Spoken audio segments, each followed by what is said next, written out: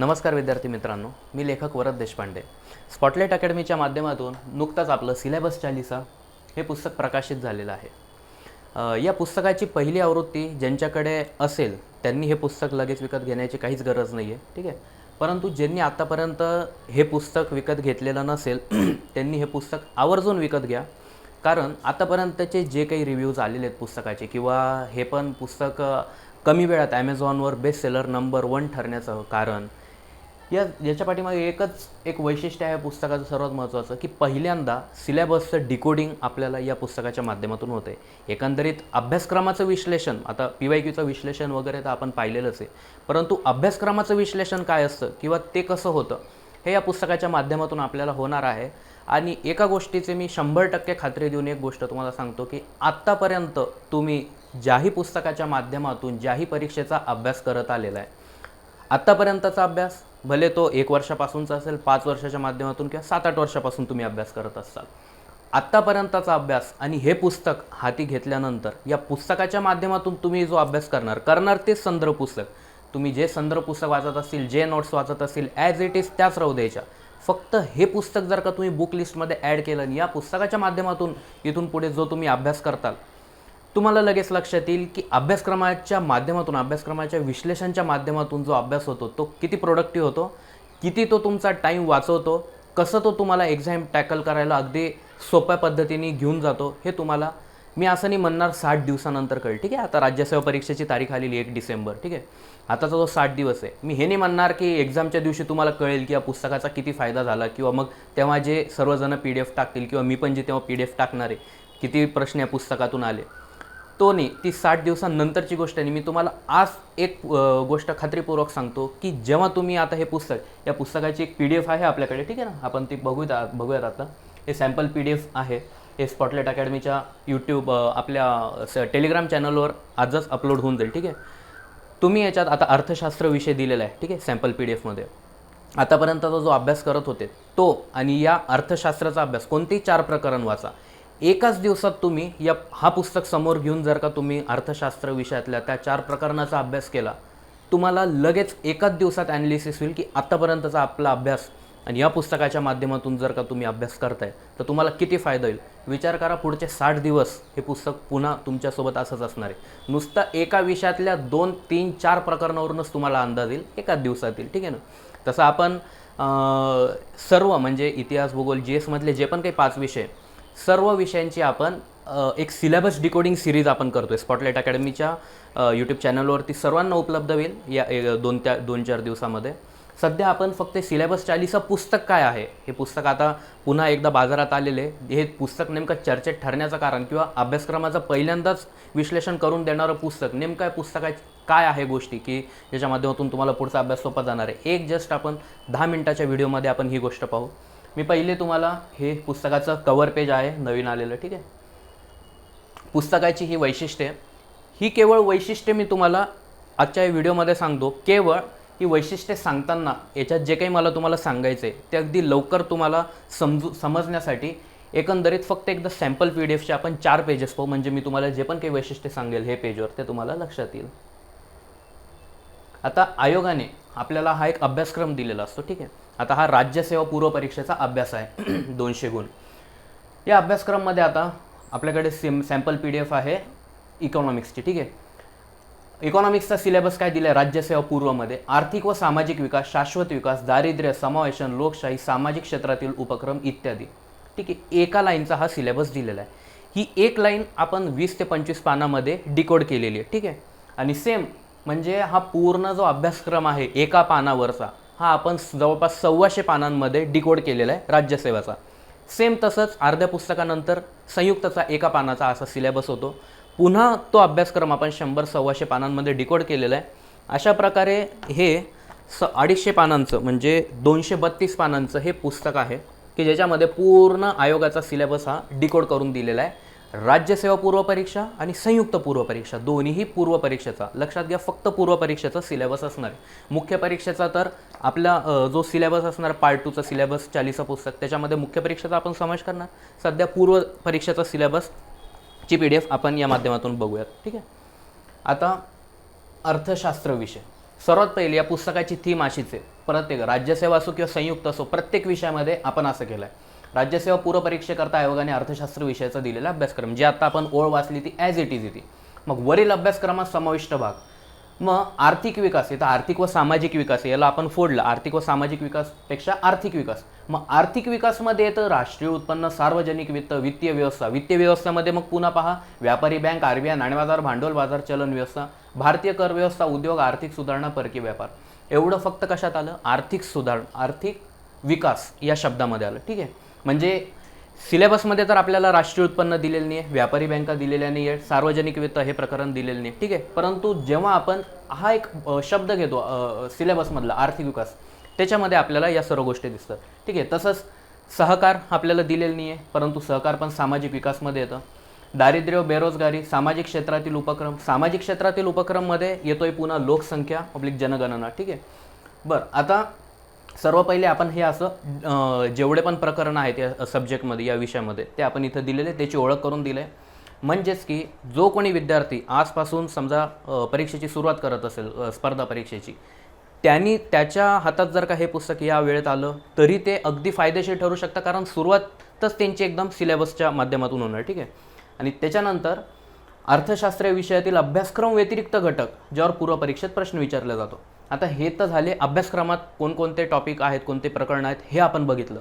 परंतु असं काही प्रकरण आहे का की कितीही आपण याचा विस्तृत अर्थ लक्षात घेतला तरीसुद्धा ती गोष्ट यात येत नाही, परंतु पूर्व परीक्षा त्यावर प्रश्न विचारते. जसं की आंतरराष्ट्रीय संघटना, याच्यावर पूर्व परीक्षेत 2दा प्रश्न आलेले आहे राज्यसेवा पूर्व परीक्षेत, परंतु आपल्याला अभ्यासक्रमात दिलेलं आहे का? नाही. सर्वजण तुम्हाला सांगतील अभ्यासक्रम कंप्लीट करा, अभ्यासक्रम पूर्ण करा, परंतु अभ्यासक्रमाच्या बाहेरही काही अशा काही गोष्टी आहेत की ज्या तुम्हाला करणे आणि त्या आयोग विचारणार आहे, ऑलरेडी विचारलेल्या पण आहेत. ठीक आहे, जसं आंतरराष्ट्रीय संघटना एक झालं. मग नंतर या पुस्तकाची एक थीम आहे, त्याच्यात नंतर पुढे येतं विषयाची प्रस्तुत परीक्षेतील प्रश्नसंख्या. मग आतापर्यंत जे पण कोणते प्रश्न 13 ते 23 जी प्रश्नसंख्या आहे, 18 पासून चालू होते तर 2023 15वर येऊन थांबलेली आहे. ठीक आहे, कधी कधी तर 2014ला फक्त 10 प्रश्न आलेले, 16मध्ये 6 प्रश्न आले अर्थशास्त्र विषय. ठीक आहे, ते पण इथं नंबरिंग सहित दिलेले. मग विषयाचं स्वरूप दिलेले की या अर्थशास्त्र या विषयाचा अभ्यास राज्यसेवासाठी तुम्ही कसं करू शकता. ठीक आहे, म्हणजे सर्वांना विषय सुरू करण्याच्या पहिले हे जर का गोष्टी तुम्ही वाचल्या तर तुम्हाला अगदी साधं सोपं जाईल. आता आर्थिक विकासमध्ये राष्ट्रीय उत्पन्न, पुस्तकाची एकदा थीम लक्षात घेऊ आपण. राष्ट्रीय उत्पन्न, आता इथं ॲनालिसिसचा बॉक्स दिला, ॲनालिसिसच्या बॉक्समध्ये प्रकरण कोणतं आहे? राष्ट्रीय उत्पन्न. परीक्षा राज्यसेवा 13 ते 23, प्रश्नांची संख्या 3, तीनही प्रश्न संकल्पनेच्या आधारावर, प्रकरणाचा दर्जा कमी, मध्यम, जास्त, अत्यंत जास्त तर मध्यम आहे, आणि एक्झाम व्ह्यू. आता याच्या संकल्पनेच्या आधारावर हे जे दिलेले स्वरूप, तर म्हणजे याचा अर्थ आपण असं लक्षात घेऊ शकतो की आतापर्यंत यावर आकडेवारीवर प्रश्न विचारले, तीनही प्रश्न जे विचारलेत ते संकल्पनेच्या आधारावर विचारलेत. म्हणून इथून पुढे जर का आता तुम्ही या प्रकरणाचा अभ्यास करताल तर पुस्तकात तुम्ही पाहताल मोठमोठ्याल्या असंख्य आकडेवारी दिलेल्या आहेत, तर ती पाठ करण्याची गरज नाही. आतापर्यंत तर त्यावर प्रश्न विचारण्यात आलेला नाही, आणि ज्या गोष्टीवर आतापर्यंत घटकोर प्रश्न विचारण्यात आलेला नसतो तर येणारा प्रश्न जो असतो तो साहजिक सोपा असतो. ते पण कसं काय हे सिलेबस डिकोडिंगच्या सिरीजमध्ये तर आपण बघूयातच, तुम्हाला पण ते पुढे लक्षात असेल. ठीक आहे, आता कोणकोणत्या गोष्टींवर प्रश्न विचारला आहे? राष्ट्रीय उत्पादन स्थूल बाजारभाव किमतीवर विचारला आहे 2020मध्ये.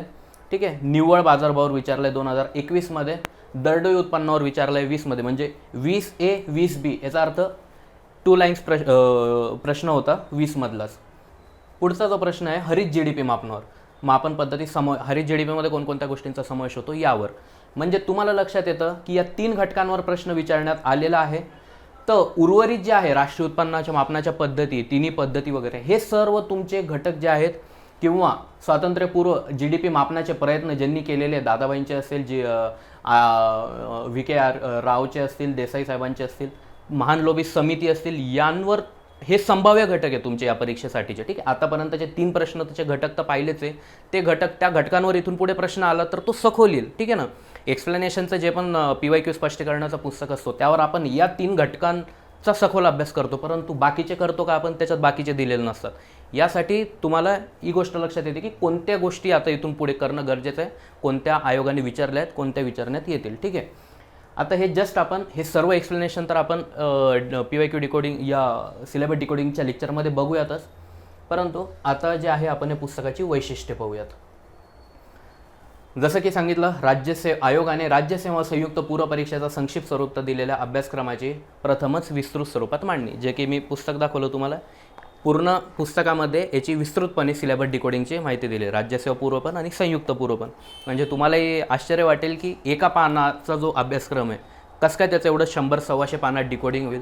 त्यातल्या त्यात तुम्हाला एक गोष्ट सांगतो की प्रत्येक प्रकरण, जसं आपण राष्ट्रीय उत्पन्न बघितलं, जेवढेही अर्थशास्त्रामधले प्रकरण आहेत, प्रत्येक प्रकरणाची आपण तिथं ओळख करून दिली. प्रत्येक प्रकरणाचा एक्झाम व्ह्यू, की तुम्ही तो कसा अभ्यास करायला पाहिजे, त्या प्रकरणावर आतापर्यंत किती प्रश्न आलेले आहेत, किती विचारण्यात आलेले, त्याचा दर्जा कसा होता, ते प्रश्नांचे घटक कोणते आहेत, म्हणजे येणारे संभाव्य घटक कोणते, सर्व प्रकारे अशा पद्धतीने आपण या पुस्तकाची रचना केलेली आहे. सिलेबसचं विश्लेषण काय हे तुम्हाला या पुस्तकाच्या केवळ PDF जरी पाहिली, PDFच्या माध्यमातूनच लक्षात येईल. ठीक आहे. प्रत्येक विषयाचे तसेच प्रत्येक विषयातील प्रत्येक प्रकरणाचे विस्तृतपणे मायक्रो ॲनालिसिस, जसं की मी तुम्हाला सांगितलं, जेवढे पण विषय आहेत 5वी GS मधले विषय धरा, प्रत्येक विषयातील प्रत्येक प्रकरण, म्हणजे तुम्ही पण विचार केला नसाल की जेव्हा आपण पुस्तक घेतो कोणतेही, तुम्ही जे संदर्भ पुस्तक वाचत असाल, तुम्हालाही प्रश्न पडलेला असेल की नेमकं हे जे आपण प्रकरण वाचतोय असं काही उपलब्ध आहे का की जे आपल्याला त्या प्रकरणाशी ओळख करून देईल. आपण पाहतो तर फक्त PYQ पाहतो. PYQचं जे पण पुस्तक पाहताल तुम्ही, तर त्या PYQच्या पुस्तकात पर्टिक्युलर, समजा राज्यसेवेची आता तुम्ही तयारी करताय, 60 दिवस तुम्ही फक्त राज्यसेवेचीच जर का तुम्ही तयारी करत असाल, तर राज्यसेवासाठी हे प्रकरण किती उपयुक्त आहे हे तुम्ही नाही पाहू शकत. PYQच्या पुस्तकाच्या माध्यमातून त्या सर्वच, म्हणजे राष्ट्रीय उत्पन्न असेल तर त्याच्या सर्वच परीक्षा, राज्यसेवा पूर्व असेल, संयुक्त पूर्व असेल, राज्यसेवा मुख्य, संयुक्त मुख्य, फॉरेस्ट, ॲग्री डिपार्टमेंट, सर्व परीक्षांचे प्रश्न येतात. मग राज्यसेवासाठी हे पुस्तक किती उपयुक्त आहे हे आपल्याला तिथून लक्षात येत नाही. ठीक आहे ना. या पुस्तकाच्या माध्यमातून जे पण काही प्रश्न वगैरे आहेत हे तुम्हाला लक्षात येईल. आणि अजून एक गोष्ट म्हणजे, जे काही आता तुम्ही इथं प्रश्न बघितलेत, आपण अर्थशास्त्रामध्ये प्रश्न बघितले, राज्यसेवा पूर्व 2020 मध्ये हा प्रश्न कोणता होता, कसा होता, हे जर का तुम्हाला लगेच पाहायचं असेल तर आपले हे असे PYQ मंत्र सिरीजसुद्धा आहे. हे PYQ मंत्र पुस्तकाचं नाव आहे. 5ही विषयांचे आहेत. अगदी हँडी पुस्तक आहेत. म्हणजे जवळपास 50 रुपये किंमत याची आहे आणि 150 रुपयात आपण 5ही विषयांचे हे घरपोच पुस्तकं देतो. म्हणजे याच्यामध्ये राज्यसेवाचे 13 ते 23 क्रोनॉलॉजिकली, म्हणजे 13 ते 23 जेवढे प्रश्न आलेले आहेत ते क्रोनॉलॉजिकली आपण याच्यात दिलेले आहेत. याच्यात अजिबात मुख्यचे प्रश्न ॲड नाही आहे. सुरुवातचे 11 वर्ष जे आहेत ते राज्यसेवाचे आहेत, नंतर 18 ते 23 जे आहेत ते संयुक्तचे आहेत. म्हणजे जे पण काही तुम्ही असं PYQ प्रश्नसंच जो सेट आहे आपल्याकडे, तुम्ही जो अभ्यासता, त्या व्यतिरिक्त पण बरेचसे विद्यार्थी आहेत की ते आयोगाचे जे ओरिजिनल ऑथेंटिक जे पेपर्स आहेत ते प्रिंट आउट करतं, परंतु त्याचा खर्च जो आहे तो 1,500च्या घरात जातो. त्यातही पुन्हा त्यात ॲनालिसिस करणं वगैरे ह्या गोष्टी खूप अवघड जातात. या PYQ मंत्र सिरीजच्या माध्यमातून तुमचं हे काम अतिशय सोपं झालं आहे. अगदी माफक दरात 150मध्ये तुम्हाला 5ही विषय मिळतात. 5ही एकदम हँडी आहे. आणि जे की एवढे ते थप्पी होते, जे झेरॉक्स जर का तुम्ही काढत असाल, कारण प्रत्येक सिलेक्टिव्ह कॅन्डिडेट हेच सांगत असतो की PYQचा अभ्यास करा, PYQचं ॲनालिसिस करा. PYQचं ॲनालिसिस म्हणजे काय की जी परीक्षा आहे, समजा राज्यसेवा परीक्षा आहे, तर त्या परीक्षेनी पूर्वी 10 वर्षात काय प्रश्न विचारले, कसे, त्यानुसार तुम्ही पुढे त्याची जर का फ्रेमिंग करताल, त्यानुसार अभ्यास करताल ॲनालिसिस करून, त्याला म्हणतात PYQचं ॲनालिसिस. परंतु आपल्याकडे जे तुम्ही PYQसाठी पुस्तक वापरतात त्या पुस्तकामध्ये सर्वच परीक्षांचा समावेश असतो. त्याच्यामुळे पर्टिक्युलर राज्यसेवा परीक्षेला आपल्याकडून काय अपेक्षित आहे हे आपल्याला त्या माध्यमातून कळत नाही. हे जर का तुम्ही सिरीज घेतली आहात, फक्त इतिहास ते राज्यसेवा 13 ते 23 हे तुम्ही क्रोनॉलॉजिकली बघू शकता कसे आलेले काय. पुन्हा संयुक्त 18 ते 23 त्यातही आपण सुरुवातीला असा एक बॉक्स दिलेला आहे, म्हणजे घटक आणि उपघटक, की कोणत्या घटक उपघटकांवर कोणकोणत्या वर्षी किती कसे प्रश्न विचारले हे पण तुम्हाला सोपं जातं. म्हणजे घटकनिहाय जर का तुम्हाला अभ्यास करायचा त्यासाठी पण हे दिलेले. समजा याच्यामध्ये आता तुम्हाला दिलं असेल की भूसुधारणांवर कधी प्रश्न विचारला आहे, 2013मध्ये 14 क्रमांकाचा प्रश्न, याच्यात पाहायचं 2013मध्ये 14 क्रमांकाचा प्रश्न विचारलेला होता, खोती पद्धत कुठं होती. ठीक आहे. असे सिंपल आणि सर्वचे आन्सर पण आपण लगेच आन्सर की इथंच दिलेली. आता कोकणातली पद्धत तुम्हाला माहीत असेल, त्याचा आन्सर पुढच्या नेक्स्ट पेजवर लगेच आन्सर की पण दिलेली. अशा पद्धतीने जर का तुम्ही अभ्यास केला, ते पुस्तक म्हणजे हे पुस्तक सिलेबस टॅलीचं पुस्तक अभ्यासताना जो ठिकठिकाणी संदर्भ दिलेला आहे परीक्षांचा, आता ही जी आहे PDF ही फक्त राज्यसेवा पूर्वची आहे. त्याच्यात प्रश्न पण फक्त राज्यसेवा पूर्वच असणार. अर्ध्या पुस्तक नंतर जेव्हा संयुक्त चालू होईल तेव्हा संयुक्ताच्या सिलेबस डिकोडिंगमध्ये फक्त संयुक्ताचे प्रश्न असणार. आपण अजिबात ती मिक्सिंग केलेली नाही प्रश्नाची, कारण दोन्हीही परीक्षेची एक्झामची डिमांड जरी विषय सेम असले तरी डिमांड ही वेगवेगळी आहे, हे आपल्याला लगेच लक्षात येईल. जसं की पुढचाच चॅप्टर जो आहे सार्वजनिक वित्त यावर प्रश्नांची संख्या तुम्ही पहा फक्त 3 आहे. संयुक्तमध्ये पाहिलं तर सार्वजनिक वित्तावर 19 प्रश्न विचारले, म्हणजे 11 वर्षात केवळ 3 प्रश्न राज्यसेवामध्ये या प्रकरणावर विचारले सार्वजनिक वित्त. तर संयुक्तमध्ये केवळ 6 वर्षात 19, म्हणजे ॲव्हरेजली 3 प्रश्न हे दरवर्षी फक्त सार्वजनिक वित्तावर विचारले, आणि इथं 11 वर्षात फक्त 3. आणि तुम्हाला हेही सांगतोय तिन्ही प्रश्न हे करंट अफेअर, म्हणजे जी आपली CBB बॅच आहे तसं करंट अफेअरशी हे तीनही प्रश्न निगडीत होते. तर तुम्हाला लक्षात आलं पाहिजे ह्या पुस्तकाच्या माध्यमातून की ही जे एवढे खूप मोठमोठाले जे घटक उपघटक दिसत आहे हे या परीक्षेला माझ्याकडून अपेक्षित सध्याच्या वेळेला नाही आहे. संयुक्तला आहे, तिथं तुम्ही सखोल अभ्यास करू शकता. सध्या याचा म्हणजे किमान अभ्यास जरी असेल तरी सुद्धा तुम्ही प्रश्न याचा टॅकल करू शकता. ठीक आहे, असं जे ॲनालिसिस आहे हे तुम्हाला या पुस्तकाच्या माध्यमातून, या सिलेबस 40च्या माध्यमातून होईल. ठीक आहे, तिसरा पॉईंट बघू. राज्यसेवा पूर्व 2013 ते 23, संयुक्त 18 ते 23 परीक्षेतील सामान्य अध्ययनातील एकूण एक प्रश्नाचा ठिकठिकाणी संदर्भ. जेवढे पण प्रश्न आहेत 13 ते 23मध्ये त्याचा सर्व संदर्भ राज्यसेवाच्या सिलेबस डिकोडिंगमध्ये आहे. पुन्हा 18 ते 23चा जो ठिकठिकाणी जेवढे पण प्रश्न आहे एकूण एक प्रश्नाचा ठिकठिकाणी पुन्हा संयुक्तच्या संदर्भ दिलेला आहे. आता राज्यसेवा संयुक्त दोन्ही परीक्षेची पूर्व परीक्षेसाठीची असलेली वेगवेगळी चौकट लक्षात येण्यास व त्या संदर्भातील आयोगाची रिक्वायरमेंट लक्षात येण्यास उपयोगी. जसं की मी अर्थशास्त्रामध्ये तुम्हाला सांगितलं सार्वजनिक वित्त या प्रकरणाचं प्रत्येक विषयात. आता जसं की माझा एक इतिहास विषय घेतला, इतिहास विषयामध्ये आता तुम्हाला माहिती आहे की कायद्याचं महत्त्व किती आहे. दरवर्षी कायद्यांवर प्रश्न विचारण्यात आलेला असतो, एक तरी प्रश्न असतो अशी आपली धारणा असते. परंतु राज्यसेवा परीक्षा 13 ते 23मध्ये पहा कायद्यांवर किती प्रश्न आलेले. आता एक्झामचा टाईम चालू झालेला आहे, रिव्हिजनच्या बॅचेस असतील किंवा टेस्ट सिरीज वगैरे असतील. आपण या कायद्यांचा अभ्यास अतिशय सखोलरित्या करतो. परंतु तुम्ही हे लक्षात घ्या, आतापर्यंत जर का तुम्ही प्रश्न बघितले असतील PYQच्या सेटमध्ये कायद्यांवर प्रश्न पण खूप दिसतील तुम्हाला. त्याचं कारण काय की तिथं राज्यसेवा पूर्व पण आहे, राज्यसेवा मुख्यचे पण प्रश्न आहे, संयुक्त पूर्वचे पण आहे, संयुक्त मुख्यचे, बाकीच्या सर्व टेक्निकल जेवढ्या पण आहेत सर्वचे पूर्व मुख्यचे एक्झाम प्रश्न मिक्स आहे. मग आपली काय समज होऊन जाते, आपण काय समजतो की ही जी प्रश्नसंख्या आहे ही किंवा हा जो घटक आहे, प्रकरण आहे कायदे, हे अत्यंत महत्त्वाचं आहे, आपण त्याला तेवढा वेळ देतो. परंतु 13 ते 23मध्ये राज्यसेवामध्ये कायद्यांवर आत्तापर्यंत केवळ एकच प्रश्न विचारण्यात आलेला आहे, आणि तो एवढा सोपा प्रश्न आहे की त्याच्यासाठी तुम्हाला एकही तरतूद एकाही कायद्याची वाचण्याची गरज नव्हती. 22 का 23लाच आलेला आहे तो प्रश्न की 1947च्या कायद्याचं नाव काय होतं. आता आपल्याला माहिती आहे की कायद्याचंच नाव भारतीय स्वातंत्र्य कायदा 1947 आहे. फक्त कायद्याचं नाव विचारण्यात आलेलं आहे, एकही तरतूदनी विचारली.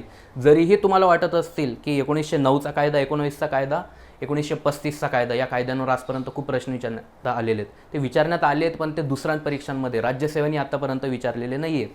म्हणूनच हे पुस्तक तुम्हाला पावलोपावली कशी मदत करणार आहे की या परीक्षेला तुमच्याकडून काय अपेक्षित आहे आणि तुम्हाला या परीक्षेसाठी काय गोष्टी करणं आहे. एवढ्याच गोष्टी जरी तुम्ही केल्या प्रत्येक विषयातल्या तर तुमची पूर्वपरीक्षा हमखास पास होऊन जाते. आपण पुस्तकाच्या कव्हर पेजवरच ते दिलेलं आहे, राजपत्रित व अराजपत्रित पूर्व परीक्षा खात्रीशीर पास होण्यासाठीचा रामबाण स्रोत. कारण परीक्षेची रिक्वायरमेंट काय ही तुम्हाला या माध्यमातून लक्षात येते. ठीक आहे, मी इतिहासचा लेखक आहे, माझे पण आतापर्यंतचे पुस्तक होते, इतिहासचे पुस्तक आहेत. परंतु ही गोष्ट मलासुद्धा या सिलेबस 40 पुस्तकाच्या नंतर कळली की नेमकं आयोगाची रिक्वायरमेंट काय असते आणि आपला अभ्यास करण्याची पद्धती कशी असायला पाहिजे हे या पुस्तकाच्या माध्यमातून तुम्हाला कळेल. सेम संयुक्तमध्ये तसं आहे. आता तुम्हाला सांगतो, गांधीयुग हा इतिहासातला किती महत्त्वाचा पर्व आहे.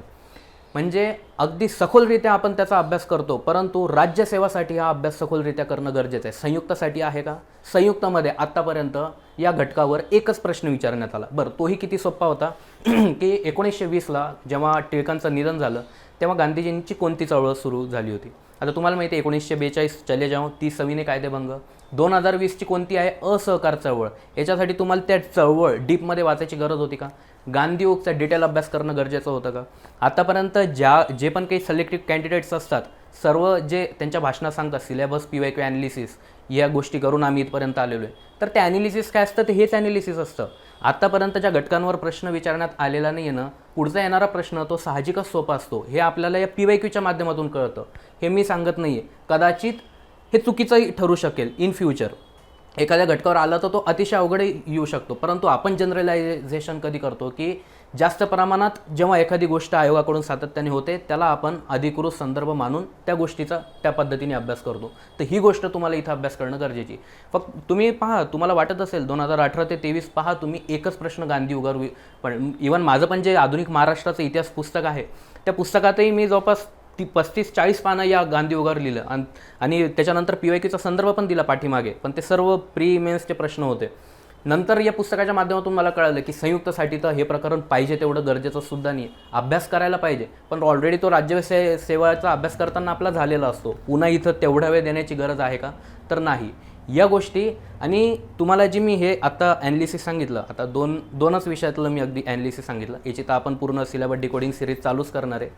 परंतु हेच ॲनालिसिस जे आहे हे पूर्ण सर्व विषयांतील सर्व प्रकरणाचं तुमचं या माध्यमातून होणार आहे. खूप गोष्टी असणार आहेत की ज्या तुम्हालाही आतापर्यंत माहीत नव्हत्या, या तुमच्या पुस्तकाच्या माध्यमातून क्लिअर होणार आहे. तुम्ही आतापर्यंत ऐकलं असेल की प्रत्येक फॅकल्टी किंवा प्रत्येक मार्गदर्शक तुम्हाला एक गोष्ट आवर्जून सांगेल, रिव्हिजन अत्यंत महत्त्वाचा भाग आहे. परंतु रिव्हिजन कोणी किती वेळ करायचं हे कारण प्रत्येकाची अभ्यास करण्याची पद्धत वेगळी असते. तुम्हाला ही गोष्ट तेव्हाच लक्षात येईल की किती वेळेस तुमचं रिव्हिजन करायला पाहिजे जेव्हा तुम्ही स्वतःला ओळखाल. हे पुस्तक एक आरसा आहे, हे तुमची स्वतःशी ओळख करून देतं की किती गोष्टी आपण वाचणं गरजेचं आहे, किती गोष्टी आपण वाचायला पाहिजे होत्या. आता राज्यघटना एक विषय घ्या, राज्यघटना विषयामध्ये आपल्याला सर्वांनाच माहिती आहे मूलभूत हक्कांवर सातत्याने प्रश्न विचारण्यात येतात. आत्तापर्यंत 11 वर्षात त्यांच्यावर 9 प्रश्न विचारून झाले मूलभूत हक्काच्या अनुच्छेदांवर. आपले 14 ते 50 मूलभूत हक्कातले अनुच्छेद सर्व पाठ असतात. कधी विचार केला आहे का की मूलभूत हक्क हे तर 14 ते 50 तर पाठ आहेतच, परंतु याच्या बाहेरील म्हणजे 14 ते 50च्या बाहेरील असे कोणते मूलभूत हक्क आहेत की ज्याचा अनुच्छेद कॉन्स्टिट्यूशनमध्ये समावेश आहे? तर 300A एवढं आपल्याला माहिती आहे, परंतु त्याच्या पुढचं 301 हे पण तुम्हाला माहीत असणं गरजेचं आहे, ज्याचा संदर्भ आर्टिकल 19 मध्ये पण होतो, संपूर्ण भारतात व्यापार करण्याचा. 265 मध्ये सुद्धा आहे की आपण जो टॅक्स देतो तो टॅक्स संदर्भातला प्रश्न आहे. तर पुन्हा 326 मध्ये पण आहे मतदानाचा. हे भाग 3च्या बाहेरील मूलभूत हक्क आहेत. हे तुम्हाला ॲक्च्युली तुम्ही जे पण कोणतं पुस्तक वाचत असाल त्या माध्यमातून तुम्हाला हे माहितीच असतं, परंतु लगेच तुम्हाला रिवाईज होतं आहे का? आता मी प्रश्न विचारला तेव्हा नाही होत. या पुस्तकामध्ये ते सगळ्या गोष्टी दिलेल्या आहेत. जेव्हा तुम्हाला कळतं की ही गोष्ट आपली रिवाईज होणं गरजेचं आहे. पहा, वर्षभर अभ्यास केल्यानंतर फक्त टेस्ट सिरीजला जेव्हा आपल्याला असे रिकॉल्स येतात की नाही, आपल्याला ब्रेन हॅमरिंग जेव्हा होती की या गोष्टी पण आपल्याला आत्तापर्यंत वाटत होत्या अभ्यास झालेला आहे पण त्या नाही झालेल्या, त्यात अजून डीप रिव्हिजन करणं हे आपल्याला कधी लक्षात येतं? टेस्ट सिरीजच्या वेळेस, रिव्हिजनच्या वेळेस. हेच जर का तुम्ही सुरुवातीपासूनच जर का आता 60 दिवस आहे, 60 दिवस म्हणजे खूप मोठा वेळ झालेला आहे हा, हेच जर का तुम्हाला प्रत्येक वेळेस प्रत्येक फेजमध्ये जर का लक्षात येत असेल की आपल्याला अजून किती रिव्हिजनची गरज आहे, एक प्रकारचं हे रिव्हिजनचं मापनचं यंत्र आहे हे पुस्तक, की ते तुम्हाला दाखवून देतं कोणती गोष्ट तुम्हाला कितीदा पाठ करायची. आता या पुस्तकात राष्ट्रीय काँग्रेस हा घटक आहे, त्याचे उपघटक आहे राष्ट्रीय काँग्रेसची स्थापना. तुम्हाला माहिती स्थापना 28 डिसेंबर 1885 आहे, तर पुन्हा काही वाचायची गरज नाही. पण जेव्हा एखाद्या वेळेस येतो प्रश्न अध्यक्ष कोण आहे तेही माहिती आहे, स्थळ कोणतं होतं तेही माहिती आहे, निर्वाचित स्थळ कोणतं होतं तेही माहिती आहे, निर्वाचित अध्यक्ष कोणते होते तुम्हाला लक्षात येतं की नाही? अध्यक्ष होते उमेशचंद्र बॅनर्जी, पण निर्वाचित अध्यक्ष कोण होते ते माहीत नाही. जेव्हा तुम्हाला कळतं पुस्तक, तुम्ही जे संदर्भ पुस्तक वाचतात तेच राहू द्या, त्यात तुम्ही जेव्हा पाहतात की अरे लॉर्ड रे हे निर्वाचित अध्यक्ष होते, झाल्यानंतर उमेशचंद्र बॅनर्जी, तिथं मग तुम्ही लक्षात येतं, आपण सर्कल वगैरे तसं पण दिलेलं आहे सर्व पुस्तकामध्ये पाहिलं, तिथं तुम्हाला लक्षात येतं की ही गोष्ट माझी पाठ करणं राहून गेली. जे ऑलरेडी तुम्हाला पाठ आहे त्याचं रिव्हिजन नका करू. ज्या गोष्टी तुम्हाला पाठ होणं गरजेचं आहे की ज्या या पुस्तकाच्या माध्यमातून तुम्हाला लक्षात येईल अजून याचं रिव्हिजन करणे, त्या तुम्ही या पुस्तकाच्या माध्यमातून करा. पुस्तक प्रत्येक विषयात प्रत्येक प्रकरणात हे तुमच्यासोबत असणार. राज्यसेवा संयुक्त हे झालं आपलं. प्रत्येक विषय अभ्यासताना परीक्षाभिमुख अभ्यास होण्यासाठी सदैव सोबत बाळगण्यास उत्तम. जे मी आत्ताच सांगितलं तुम्हाला, प्रत्येक विषयाचे प्रत्येक प्रकरण वाचताना त्या प्रकरणाचे तसेच त्यातील घटकांचे प्रस्तुत परीक्षेसाठीचे वेटेज समजण्यास उपयोगी. जसं की मी एक्झाम्पलमध्येच आत्ता पॉलिटीचं एक प्रकरण सांगितलं किंवा इतिहासामधल्या 1-2 गोष्टी सांगितल्या. हे तेच की त्या परीक्षेला त्या विषयातील त्या प्रकरणातील किती घटक उपघटकांवर प्रश्न विचारलेत, किती येणार, याचा ॲनालिसिस म्हणजेच आपलं परीक्षेचं ॲनालिसिस. आयोगाचा अभ्यासक्रम आपला सर्वसाधारण अभ्यास तसेच संदर्भ पुस्तकाच्या बाहेरील प्रत्येक PYQचा थेट संदर्भ.